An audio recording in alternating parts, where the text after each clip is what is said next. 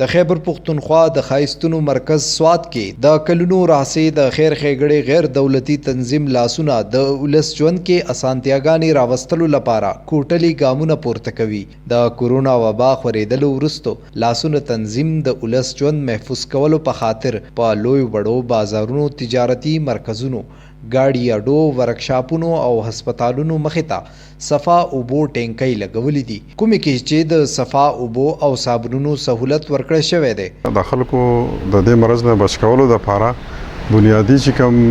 کردار و هغه پکې د احتیاط او احتیاطي تدابیر وو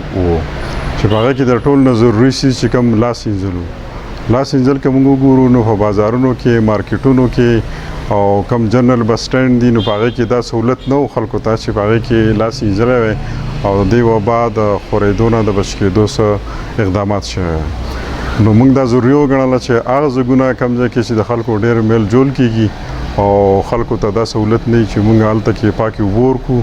او د صابون سهولت هلته کې ورکړو چې دا وبا د خورېدو نه بچ شي. مقامی خلک وخت په وخت راځي او دغه صفا اوبه او صابون استعمالوي. د کومې سره چې د علاقې په خلکو کې د صفایي او کورونا وبا په اړه بیداری خوره شوې ده. سهولت لپاره ټینکۍ لګېدلې ده،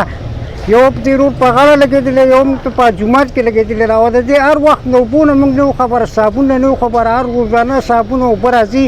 همون پکې مطلب لاسونه وینځو، دا خلک پکې وینځي، دغه یو غټ سهولت دی. لاول به موږ تلو په دې څښاګاګه کې به لاسونه وینځل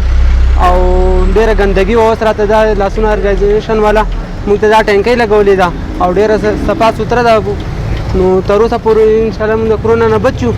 او دلته کې دا ورکشاپیان هم راځي، دلته کې دا لاسونه ماسونه وینځي، لاول به په دې څښاګاګه کې دا لاسونه وینځل کېدو. دا غونډ کلینران ډریوران راځي لاسونه مخ لاس وینځي او دا موږ ته ډېر سهولت دی. لاسونه تنظیم د سوات ستونزو ته په ژورتیا نظر لري او د حکومت سره په ګډه کار کوي چې د عام ولس ژوند په سکون کړي. افتخار احمد زمان، زموږ سوات .com، مینګورا، سوات.